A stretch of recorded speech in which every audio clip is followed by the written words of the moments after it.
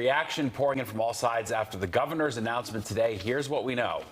The toll to enter the congestion zone will be lowered from $15 to $9 during peak hours. It'll be taken up by the MTA board at its next meeting on November 18th, and it'll be ready for implementation at midnight on Sunday, January 5th. We have a team of reporters covering all angles of this major story tonight. Teresa Priolo is going to have reaction from the suburbs. But we kick things off with Fox 5's Linda Schmidt outside with a look at the new plan. Linda. Yeah, first of all, good evening to both of you. And you're talking about their plan right now is to begin it on January 5th. Now, there are many people who believe that the governor and the supporters are trying to ram this through before Donald Trump takes office on January 20th. That's because he has already threatened to terminate it.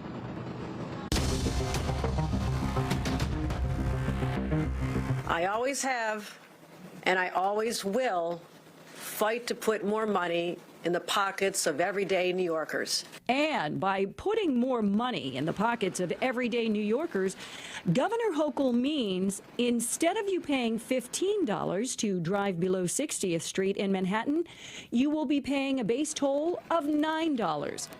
The money raised through congestion pricing will primarily be used to upgrade the subway and buses. But it is the timing of once again trying to implement the controversial toll that has opponents saying it is just about politics. In June, the governor suddenly put congestion pricing on pause just weeks before the unpopular toll was set to begin.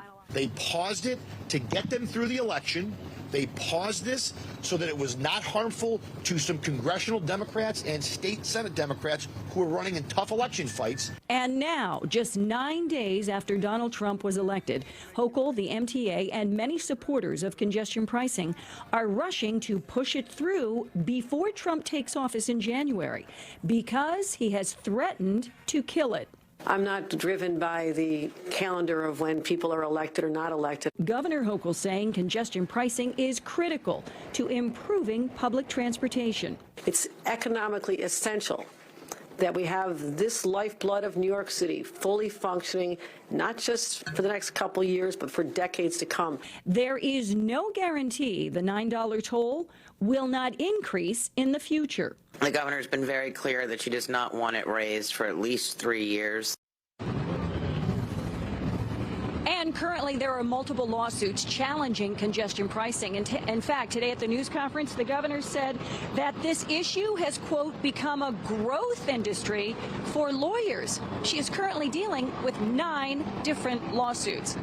Okay, right now we're going to head out to my colleague, Teresa Priolo. She is in Weehawken, New Jersey, where she is talking with folks who live in the suburbs there. And Teresa, you and I both know they are not fans of congestion pricing either.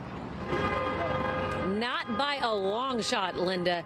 Let your imagination run wild. That is some of the colorful language that we have heard from New Jerseyans today. And also a lot of anger and outrage. But underneath all that is the very real fear of what this is going to do to their budget. I mean, I feel like anybody that's from New Jersey that wants to go visit New York, you would definitely second think that at least. The beauty of living in New Jersey and parts of Long Island is the quick and easy access to New York City for work, for culture, for fun. That's if they can afford it. A very big if in the wake of Governor Hochul's new $9 congestion pricing toll. Wouldn't go. Wouldn't go.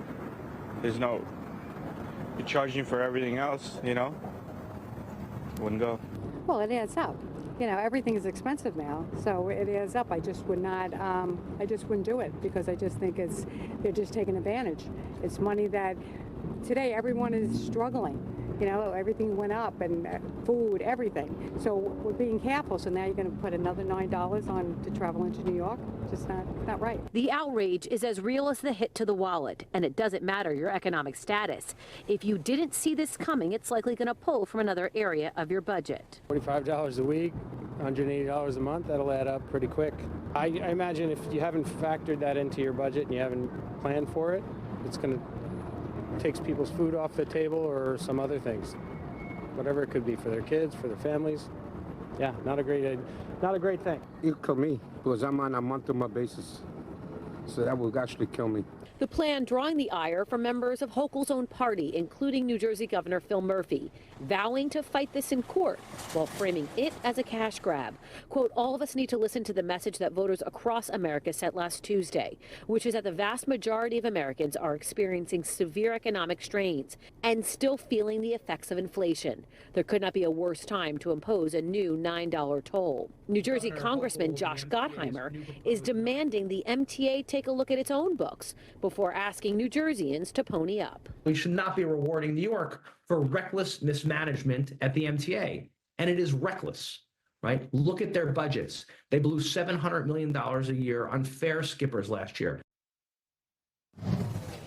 So if New Jerseyans don't drive, then they have to use mass transit. That's either NJ Transit buses or rails. You'll see a bunch of buses going behind me at the mouth of the Lincoln Tunnel here.